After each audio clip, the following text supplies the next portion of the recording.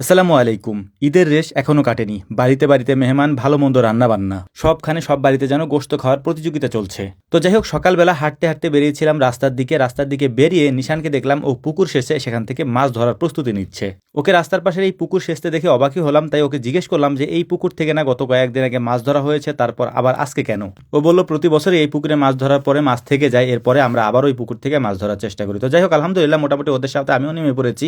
মাছ ধরাটা আমার জন্য একটা নেশার মতো হয়ে গিয়েছে। যেখানে পানি আছে সেই লোভ সামলাতে পারি না, পানি থাকলেই মাছ খোঁজার চেষ্টা করি যে এখানে মাছ আছে কিনা, মাছ ধরা যাবে কিনা। পুকুরের পানি একেবারেই কম ছিল, এর পাশাপাশি যখন আবার এখানে মেশিন বসানো হয়েছে, মেশিন দিয়ে পানি টান দেওয়ার সাথে পানি একেবারে কমে যাচ্ছিল, আর এর পাশাপাশি মাছগুলি উপরে যখন ভাসছিল দেখতে অসাধারণ লাগছিল। তাই আর জামা কাপড়ের দিকে খেয়াল করিনি, যা হবার হবে, মাছ তো ধরতেই হবে। মাছ ধরছিলাম, বেশ ভালোই লাগতেছিল, কিন্তু অবাক হচ্ছিলাম যে এখানে এত পোনা মাছ কোথা থেকে আসলো। তো ওকে জিজ্ঞেস করলাম যে এত পোনা মাছ কোথা থেকে আসলো, কারণ এটা যেহেতু সেচা হয়ে গিয়েছিল, তারপর এত মাছ তো থাকার কথা না। তো ও বললো যে ভাই, মাছগুলিকে আমরা অন্য পুকুর থেকে এনে গত 2-3 মাস আগে এখানে ছেড়ে দিয়েছিলাম, যাতে করে মাছগুলি একটু বড় হয়। তবে বেশি একটা বড় হয়নি, তাই ওই মাছগুলি আমরা ধরছিলাম, কিন্তু আমার মূল টার্গেট ছিল এখান থেকে দেশি মাছগুলি সংগ্রহ করা, যেগুলি আমি এখান থেকে নিয়ে যেতে পারবো।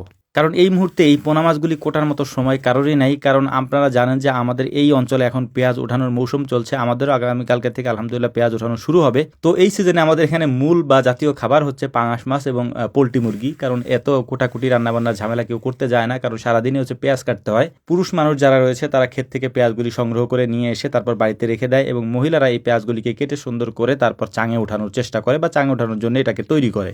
মূল কথা হচ্ছে এই সময়টাতে সবাই অনেক ব্যস্ত থাকে, কারণ এই সময় একেবারে ক্রিটিক্যাল একটা সময় আমাদের এই অঞ্চলের জন্য। তো যাই হোক, আমাদের হয়তো কালকে থেকে শুরু হবে। আমরা আজকে বা ঈদের কয়েকদিন একটু ছুটি নিয়েছিলাম এবং আপনাদেরকে বলেছিলাম যে আমরা ভিডিও দিব না, ইনশাল্লাহ আজকে থেকে শুরু করেছি। আবার কালকে থেকে আমরা আমাদের কাজ এবং ভিডিও দুটাই আমরা কন্টিনিউ করবো ইনশাআল্লাহ। তো যাই হোক, মাছ ধরতে ধরতে আমরা মাছ ধরার একেবারে শেষ প্রান্তে চলে এসেছি। মাছগুলিকে আমরা, যেহেতু এখন মেশিনের পানি আর সেচা সম্ভব হচ্ছিল না, সে কারণে হচ্ছে যে আমরা একটা বল দিয়ে মাছগুলিকে এক জায়গা থেকে আরেক জায়গায় সেচে পরিষ্কার করার চেষ্টা করছিলাম। যেহেতু ছোট ছোট মাছ এখানে বেশি, আমরা অল্প কিছু দেশি মাছ এখানে পেয়েছি, যেগুলি আমি নিয়ে যাবো ইনশাআল্লাহ। আর বাকি যে মাছগুলি আছে ওই মাছগুলিকে হয়তো বাজারে নিয়ে যাবে। বাকি মাছগুলির মধ্যে পোনা মাছগুলি বেশি, কারণ এগুলি সাইজে অনেক ছোট ছোট, যেহেতু অন্য জায়গা থেকে এনে ছাড়া হয়েছে। আর এখানে যে শোল মাছ বা কই মাছ, শিং মাছ এগুলি যা পাচ্ছি, এগুলি এখানেই হয়েছিল, মানে পাথারের মাছগুলি হচ্ছে একবার মাছ এখান থেকে ধরার পরে এই মাছগুলি এখানে ছিল, যে কারণে এগুলি ধরা হয়নি। তো ভাবলাম যেহেতু অনেকগুলি শোল মাছ এখান থেকে নিব, এর সাথে লাউ পাওয়া যায় কিনা। পুকুরের পাড়েই লাউ চাষ করা ছিল বা লাউ গাছ লাগানো ছিল। তো দেখলাম যে লাউগুলি একেবারে পেকে গিয়েছে, এগুলি আর খাওয়ার মতো অবস্থা এখন নেই। তাই লাউ